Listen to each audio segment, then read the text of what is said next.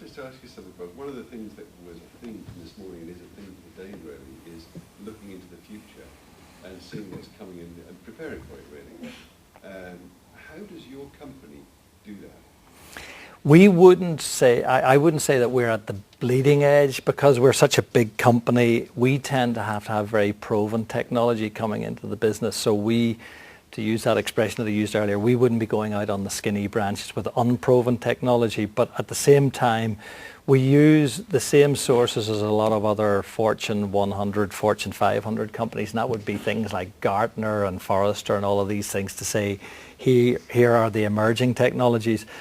We would also attend particularly courses or seminars in terms of emerging technologies, and I can think of an example of one that we're participating in over the next 3 or 4 weeks. It's on the west coast of the States. It's about the future of the web, and we would get ideas from something like that. Now, you think if it's the west coast, they're all sitting around on bean bags and smoking joints and coming up with ideas for the future, and who knows, maybe that is the way that they do things there. But we use that as some way of looking into the crystal ball to see who the players are, how we should be interacting with those, and then what we do is we bring it back into a sort of a sandbox, as we would call it in the organization, and we let some of our guys play with technologies. And to a certain extent, we're playing with things like social networking and things like that.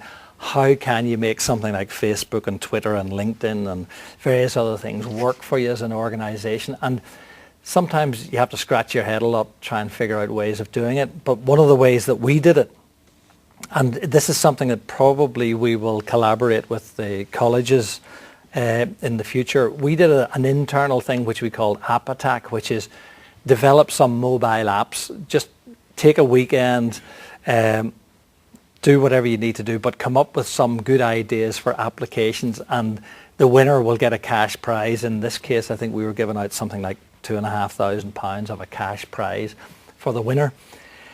And it's amazing the amount of creative juices that gets going in an organization. And sometimes you get crazy ideas, but sometimes you get ideas that are very applicable to the business.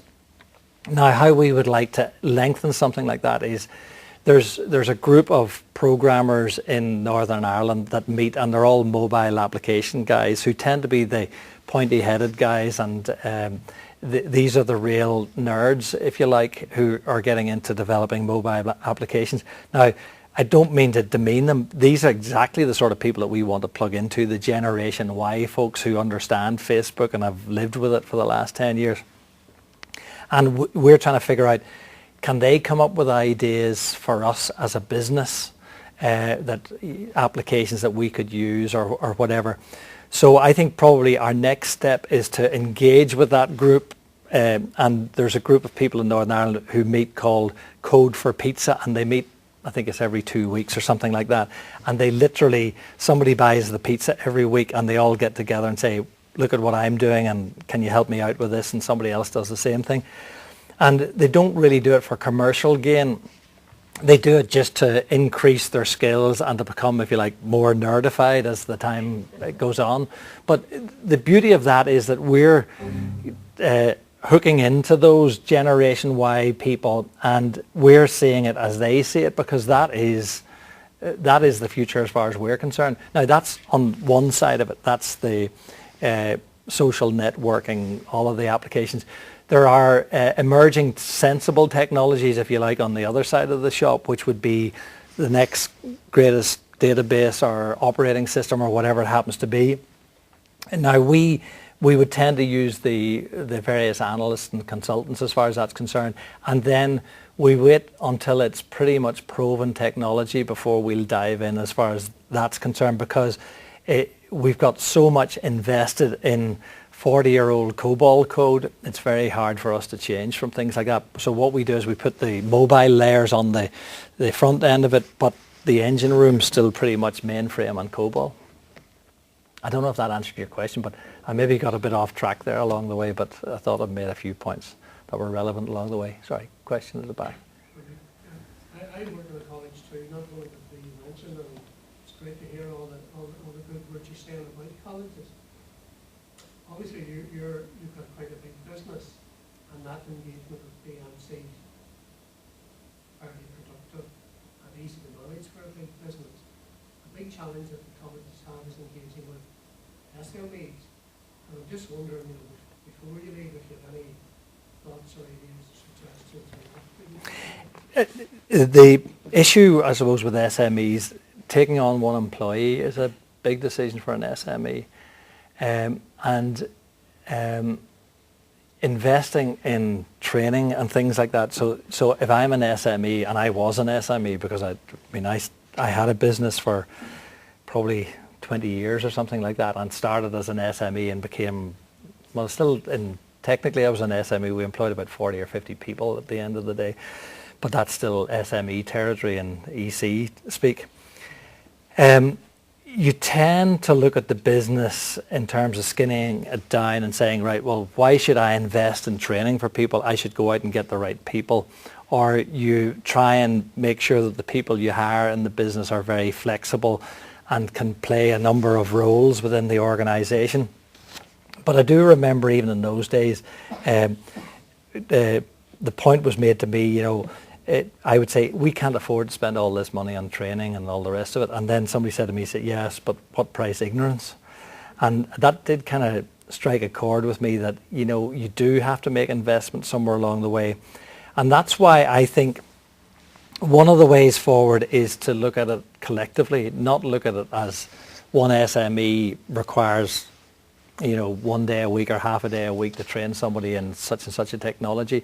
If we look at it collectively and say, right, this is pain that's shared by a number of SMEs, these are technologies that they need to train themselves up in, and then offer some of the ideas that we've come up with would be outside hours training, 2 hours a week or 2 hours a week on 2 nights over a period of weeks.